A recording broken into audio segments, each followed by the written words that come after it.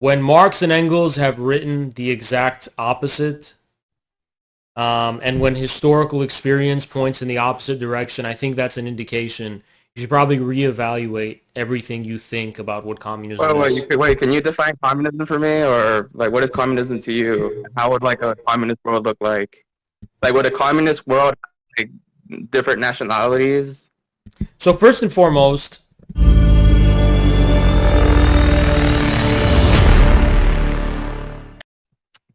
I think like China, like their motto is like socialism with Chinese characteristics, and to me that kind of sounds like National Socialism. What do you think?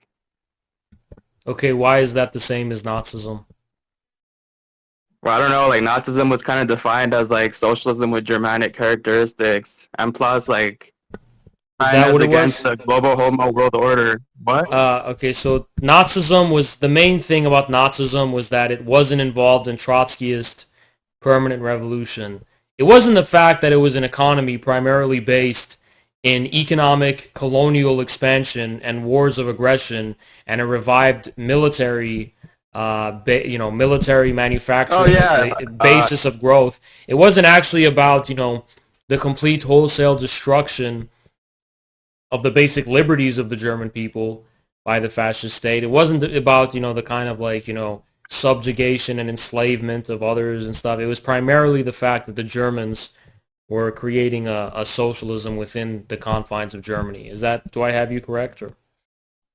I kind of agree with that, but I feel like they're kind of cut from the same cloth, as in like they still want to like retain like the same like national identity, and like with like the liberal like world order kind of wants to like homogenize like every like nationality and like world and like culture and country. Like China's So, kind of okay, like fuck you, we're not doing that. yeah, let's start there. Okay, so you talked about homogenizing. Would you say that's universalism?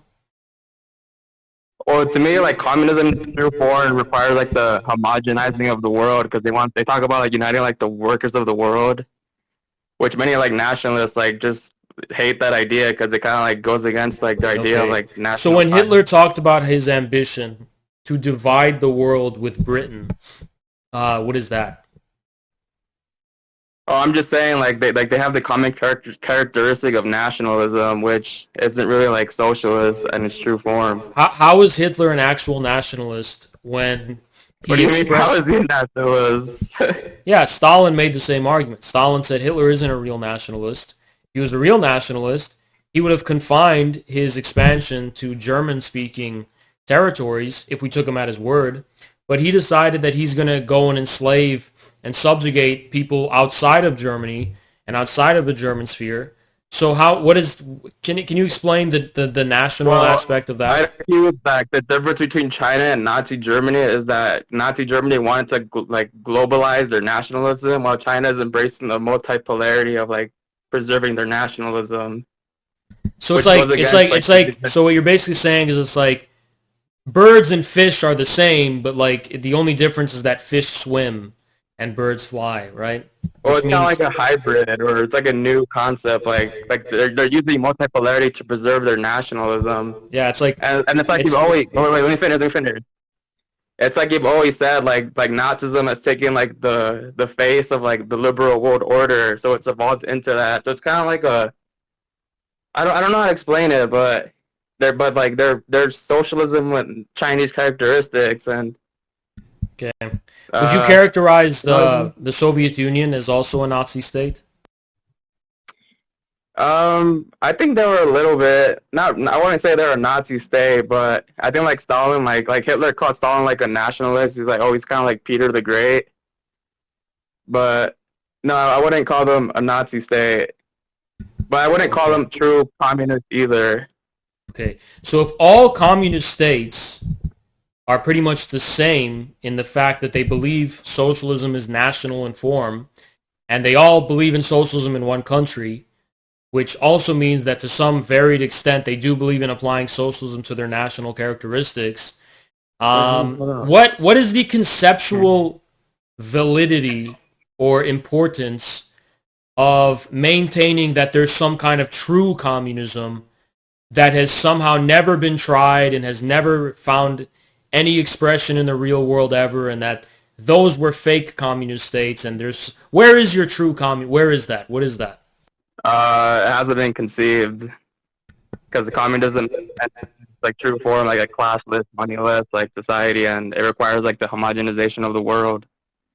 Okay. I think the Trotsky But was like, like but a true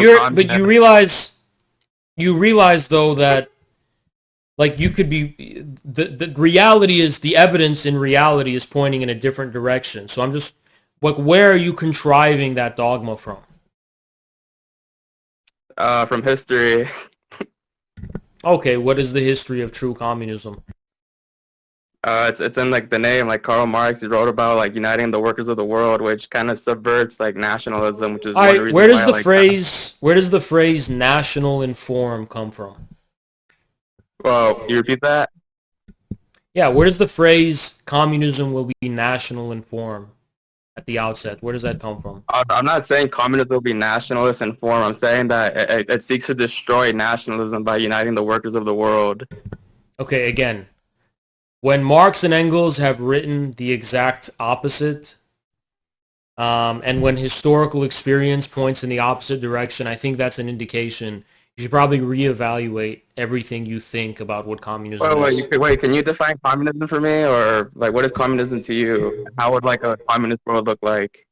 Like, would a communist world have, like, different nationalities? So first and foremost, communism at its essence primarily is a force throughout history. It's a force in history in which humanity seeks to be re-reconciled with its own essence, with its own being, I should add, its species being, and it culminates in the form of a movement in modern capitalist society, which Marx predicts is the last and final conclusion of the history of private property. So Marx believes that this force that has always existed throughout history is taking final fruition here and now, culminating in, this struggle for mankind to reappropriate its own being, right? Which is social in nature, which is common in nature. So communism, first and foremost, is that. It's a force throughout history. And it takes the form primarily of a movement. It's a specter haunting history. Now that force, and it's not just a political movement, by the way. It's not just a set of demands. It's not even primarily a minimal program or any of that. It's a striving. It should be better put, right? So that force, which Marx believes has a causal and tangible impact in defining history, will one day have such an effect on the relations of production so as to, lead to the withering away of the state and the dissolving of classes and, commodities and private property as an institution. But that is not something who's like, we don't know what that's going to look like. We can't even foresee. Well, how do you think it'll look like? Like when all this force, like the end game of like the force and like the movements, like how do you think like I think your question is very similar to the question of how will the end of natural history look like? And some people predict, because of the laws of thermodynamics, that there's going to be, this heat death in which there's just this, force of entropy which is going to level the whole cosmos, and distinctions in the universe are going to cease to exist. And it's obviously wrong, because we know from natural history that every destruction gives rise to a new creation. So, how do I think communism? We don't know. We can't predict it. I don't think there's an end point. I don't believe in an end point. You might believe. Sorry for interrupting, but when you talk about like having like a multipolar world, like isn't that kind of like an end game in itself? Like all the culture, like all the diversity of like all these national identities being preserved. Like wouldn't communism go against that in its true form with all these like movements and like the use of force to like force these No, movements and stuff like that. because all of these national identities, as you're calling them, are still suspended in a process of history and development. They're not done. Like, for example, you know, what is a nation? What makes a nation? What is the history that gives rise to a nation? Well, that history isn't over. Nations are not done defining what they are. So we don't know what we don't like, are Germans always going to be Germans? Well, the essence of Germanness will always exist, but is it necessarily always going to take the form it has now? Probably not. But don't you think like countries like China and Russia, like the reason why they oppose like the liberal like hegemony is so like they can preserve their own like way of life and stuff like that. Yeah, I mean, it's to preserve their own way of life, and it's at the same time preserving the ability for their way of life to develop in an organic way that obeys the laws of their own history itself. So they're not saying we're going to have this, you know, we're going to we're going to have this thing we're just going to preserve dogmatically. It's more like we're going to, go our own way. We're going to have our own path of development. And what that's going to end, I mean, what that culminates into, no one can predict. I mean, like the way I see it is, I think World War III will break out between like the liberal like world order going to war against like all these like multipolar like states trying to preserve themselves and like kind of like resist like the world order. And like if you read a lot of like Hitler's like speeches, he kind of talked about like the global world order and him trying to oppose it. But I'll concede that like he was still kind of like a globalist, like nationalist. He wanted to like Germanize the entire world and like take over like Russia.